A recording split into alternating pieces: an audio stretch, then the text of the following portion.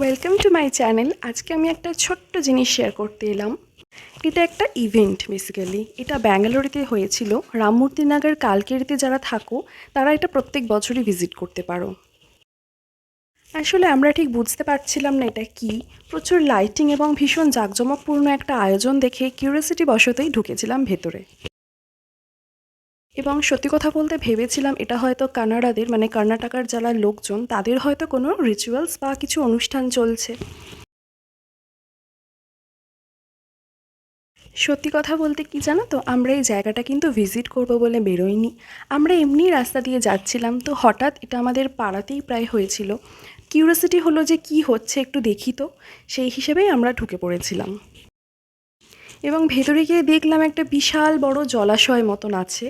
সেই জলাশয়তে না চারিপাশে ঘাটের মতন সিঁড়ি বাঁধানো, এবং সিঁড়িগুলোতে এত সুন্দর লাইটিং করা। দেখো, আর ডেকোরেশনের কথা তো বাদই দিলাম। এত সুন্দর সাজানো ডেকোরেশন করা, এটা এদের বেসিক্যালি কী রিচুয়ালস বা কী ইভেন্ট সেটা ঠিক বুঝতে পারিনি, কারণ পুরোটাই হচ্ছিল কানাডা ভাষাতে। পুরো জলাশয়টা দেখো, সিঁড়িগুলো চোখ জুড়িয়ে যাচ্ছে দেখলে। আর ওই যে দূরে একটা স্টেজের মতন হয়েছে না, ওখানে নাটক চলছিল। হ্যাঁ, সেটা অবশ্যই কানাডা ভাষাতেই চলছিল, তাই তার বিষয়বস্তু কিছুই বুঝতে পারিনি।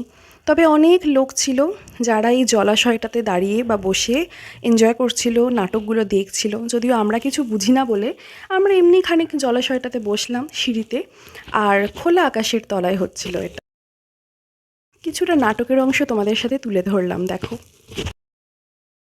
রাস্তায় যেতে যেতে হঠাৎ করে যদি এরকম কিছু এক্সাইটিং জিনিস দেখতে পাওয়া যায়, তখন কিন্তু বেশ ভালোই লাগে, বলো।